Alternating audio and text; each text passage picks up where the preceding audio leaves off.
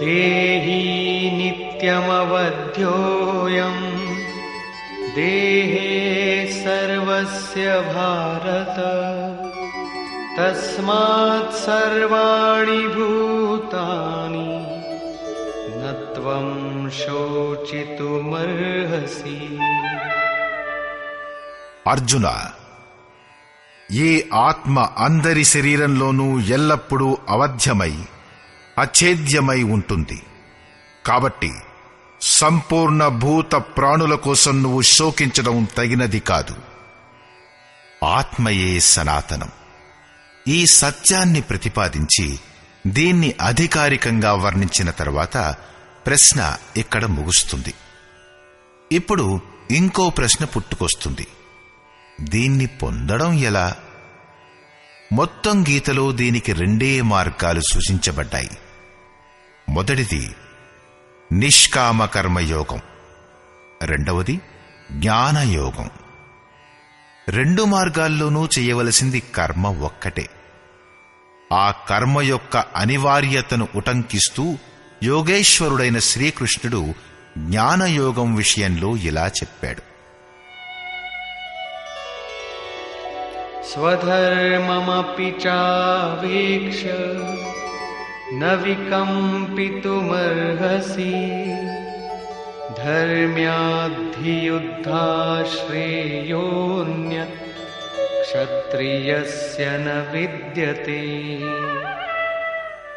అర్జున, స్వధర్మాన్ని చూసి కూడా నీవు భయపడే యోగ్యుడివి కాదు. ఎందుకంటే ధర్మ సంయుక్తమైన యుద్ధం తప్ప పరమ కళ్యాణకారి అయిన మరో మార్గం క్షత్రియులకు లేదు. ఇప్పటి వరకు ఆత్మయే శాశ్వతం, ఆత్మయే సనాతనం, అదొక్కటే ధర్మం అంటూ వచ్చాడు. ఇప్పుడు ఈ స్వధర్మం ఏమిటి? ధర్మం ఏకమాత్ర ఆత్మయే కదా.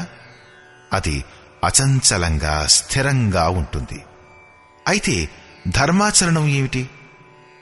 కాని ఈ ఆత్మపథంలో ప్రవృత్తిని కలిగించే సామర్థ్యం ప్రతి వ్యక్తిలో వేరువేరుగా ఉంటుంది. స్వభావంచే ఉత్పన్నమైన ఈ సామర్థ్యాన్ని స్వధర్మం అనడమైనది. ఈ సనాతన ఆత్మిక పథంపై పయనించే సాధకులను వారి వారి స్వభావాలు, వారి వారి సామర్థ్యాల్ని బట్టి 4 వర్గాలుగా విభజించారు. శూద్రులు, వైశ్యులు, క్షత్రియులు మరియు బ్రాహ్మణులు.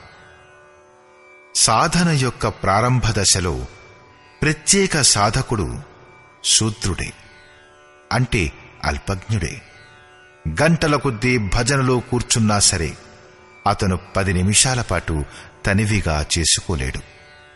అతను ప్రకృతి యొక్క మాయాజాలాన్ని ఖండించలేడు. ఈ దశలో మహాపురుషుని సేవలో అతని స్వభావంలో సద్గుణాలు వస్తాయి. అతను వైశ్య శ్రేణికి చెందిన సాధకుడిగా మారిపోతాడు. ఆత్మిక సంపత్తియే స్థిరమైన సంపత్తి. దీనిని అతడు మెల్లమెల్లగా సేకరించడంలోనూ, కామం, క్రోధం మొదలగు వాని నుండి ఇంద్రియాలను రక్షించుకోవడంలోనూ సమర్థుడైపోతాడు.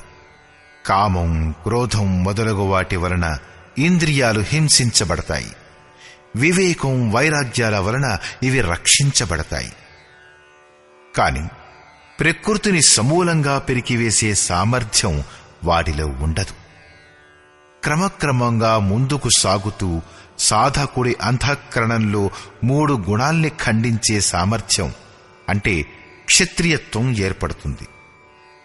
ఈ స్థాయిలో ప్రకృతిని, దాని వికారాలను నాశనం చెయ్యగల సామర్థ్యం వస్తుంది.